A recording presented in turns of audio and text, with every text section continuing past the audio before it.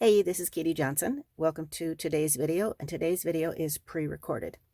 One of the things I want to do in today's video is to talk about some ideas for using designer paper. So our layer is going to feature designer paper, and then I'm also going to show you another stamp and die cut product that we have. I keep my papers, both my regular cardstock and my designer papers, in hanging files, because once they're in a hanging file, then they're less likely to get curvature in them from gravity kind of pulling them into a curve if they were to sit vertical on a shelf. The other option I have used in the past is I have stored them horizontally, again, so that they don't get a curve to them. So the paper I'm using right now is going to be this Hues of Happiness. Specifically, I chose this one because look at this other side. Isn't this fun? It's got these gorgeous flowers on the front, and it's a paper that's designed to coordinate with a die set. But you know, the back side of the papers is also often very cool. When I looked at this kind of, I don't know, splashed paper or splashed colors on there, it had a feel for me of kind of outdoors. You know, it looks kind of like sky and grass. And of course, 12 by 12, cutting out a portion of it up there is the right size to use for a project. But then I thought, well, what about this yellow and what can I do? Bring in the next product. So with an outdoor feel, sky, grass, and I don't know, maybe dirt down here, the first thing that occurred to me was this Kindest Gnomes stamp set. Now, this is a product that, well, got a coordinating set of dies that goes with it. This is a product that is available in the current fall catalog. So this that catalog is going to expire the end of December. The stamp set is going to retire and go away. The dies are going to stick around because guess what? In the next catalog, in the January little mini that's coming out, there is another stamp set that is also going to coordinate with this set of dies. And that new stamp set is going to have gnomes that will still be usable with the dies that are in this set. First thing I did was I cut myself a 5-inch section because I'm going to use this for a horizontal card. So I brought in some base pieces here. My base card base is going to be crumb cake, and I'm going to layer on top of it early espresso, and then we will put our designer paper on here. So now I have to decide where exactly to cut this to give myself some sky and grass. And now I have to figure out how I'm going to incorporate this into the project, but I have a plan. Very often when we're going to include a cute focal image that is die cut or punched out, we use another layer to set it off, and sometimes we use a square or a rectangle or a circle. So let me cut this and I'll show you what my thought is for creating a focal layer. So here's what I did. I took my section that I had cut off that was 5 inches wide, and I cut a little strip that will be the anchor layer for my cute little gnomes. Cut myself a strip, and I want it to be dirt, so I'm going to use this portion of it down here. This is cute. That would be fun to use for a little background for like a sunset. Oh, look at that. It actually almost looks like a sun sitting there. Can you see that extra little darker circle on it? Definitely going to do something with this. And now when I lay this on here, it feels too big. So I came into this with an idea for how I wanted to use that paper. Let me show you. This is what I did. I cut that paper and a triangle. I just wanted something small to anchor it and make it look a little bit like dirt down there in the corner.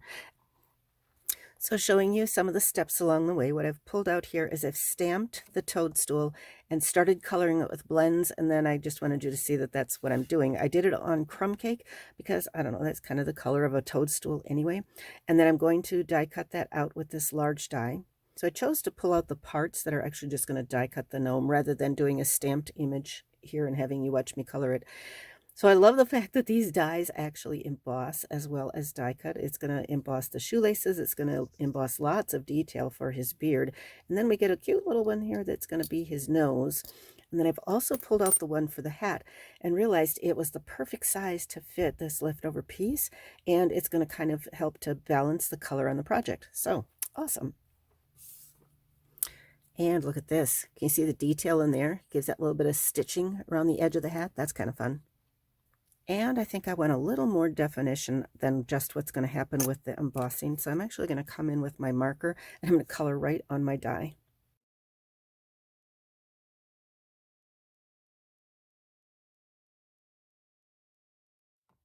going to be subtle, but it's going to be noticeable.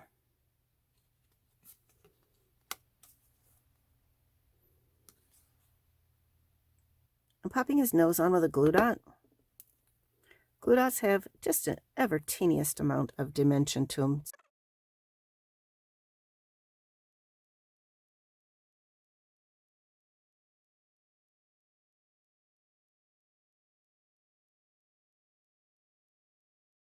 So in terms of color balance, I'm not going to put any ribbon on this card because ribbon just is another element that becomes distracting. So I'm going to glue my layers together.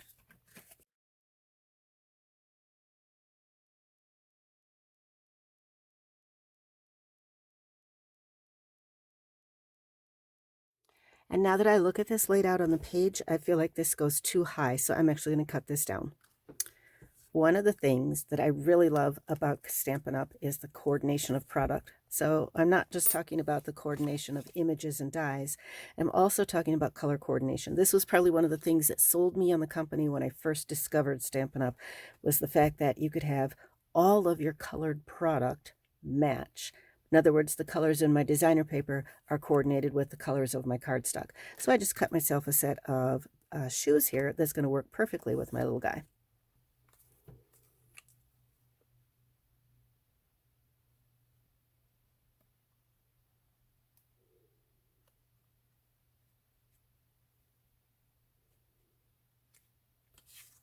We still need to bring our toadstool in. But you can see what I'm doing here is I want to color the door, and I'm not quite sure which color I want to use, but I don't want to introduce any new colors. So I'm just going with the colors that are actually in the designer paper that I've chosen. I think we're going to use some blue for the windows here.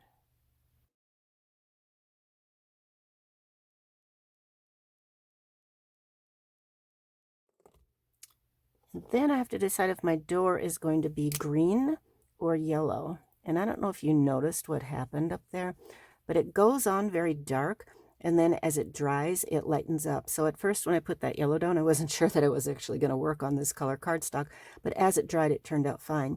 Same thing with the blue in the windows. It went on very dark, and I was worried that it was almost going to look brown like the rest of the mushroom down here. But as it dries, it lightens up, and you can see this turning into a lovely little green down here. So let's just finish this up. And you can see that with each color, Stampin' Up! Offers you 2 of these alcohol marker blends. One is a dark and one is a light. I think you can see that with the blues down here, and you can see that with the yellows. So the caps tell you've got a dark and a light, as well as the nub end and the more brush end for coloring. I've already gone in and colored most of the details on the mushroom with the darker one, and now I'm going to come back and blend it all out with the lighter of the markers.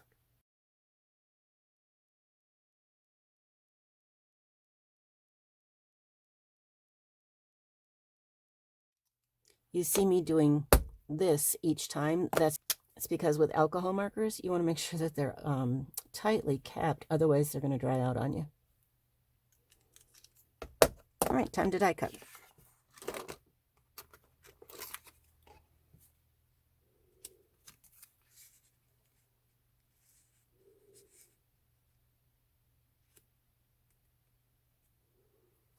So we have 4 fun sentiments to choose from. Your kindness does not go unnoticed. Warm wishes. You know me so well. And a Merry Christmas and Happy New Year sentiment. I'm going to use this as a Christmas thank you. I'm going to put this on the outside. Your kindness does not go unnoticed. And on the inside, you know me so well. So I'm going to stamp this actually right onto the designer paper. So let me place this on here and close my lid.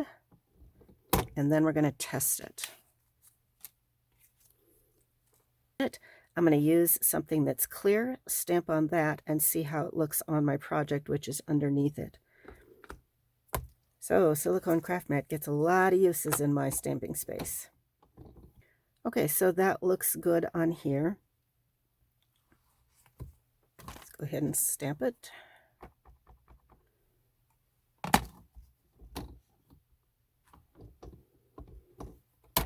Now the beauty of using the Stamparatus is if it isn't dark enough, you can always come back and add more ink. I caught the edge of the stamp, not the plan, so we're going to add some grass to the card as well.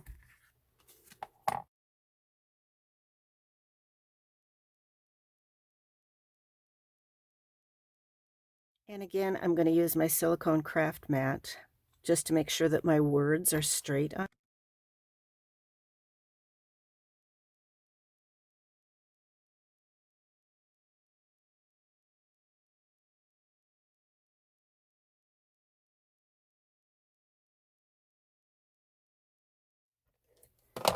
I think I've pointed this out before when I've colored with the alcohol markers, but you can see how it's bled through a little bit here. That's because the alcohol markers are just like a Sharpie, and so yes, they are going to bleed through, and that's also why I never color on the front of my white cards, because it would bleed through. So I always color on a layer that's going to get glued to something. So there's the inside of my card, and now I need to finish up on the front side of the card. I do have a plan for addressing this little mistake down here where I cut the edge of the stamp.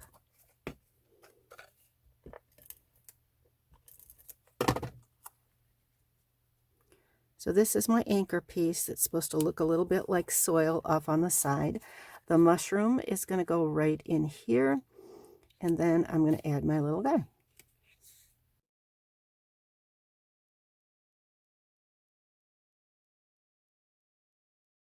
Kind of cute from the back side here. We're going to put him up on dimensionals.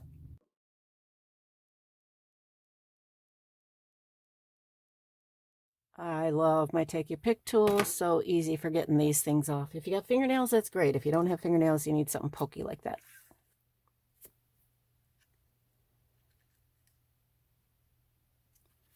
Okay, let's talk about that mistake. Luckily, in this die set, there are a couple of things that can function as leaves. So let's just cut a little swatch of leaves and put that over here.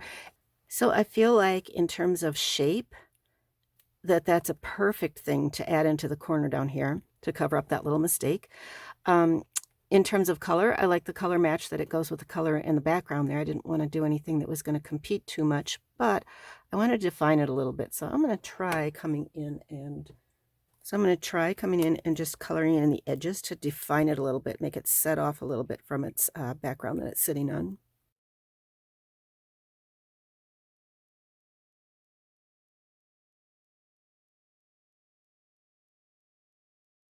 So this is pretty subtle, but it actually makes a big difference. I hope that shows up for you in the camera, but it really defines this and helps to set it apart from the background.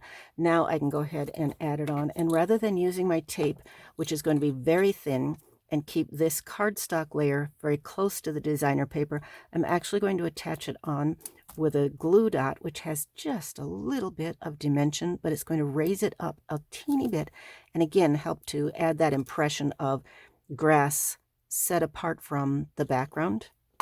So at this point, our card really could be finished, but you know me, and one of the things I like to do is add a little bit of bling. Now you can see I brought some additional markers out here, not the round ones. I've brought out the rectangular ones. The round ones are water-based, but the rectangular ones, like I pointed out a little bit earlier, these are like a Sharpie, which means that you can color on non-porous surfaces with them. I like to add rhinestones. I felt as though rhinestones was going to be too bright and not blend into the woodsy kind of background down here, but you can color the rhinestones. For coloring them, I like to use the nub end, not the brush end. I feel like it kind of damages the brush end, but the nub end is nice and hard. So I'm just going to color 3 of the small ones.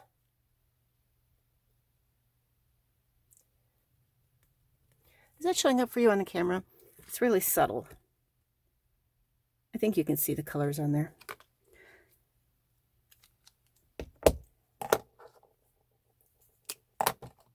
The brown one didn't show up as dark as I wanted it to, so I did a couple more green. So we're going to add a blue one up here in the sky. I'm going to add a green one right down here by the words. And maybe I'll add 2 more green ones over here with a little bit of contrast on the yellow. Fun, very fun.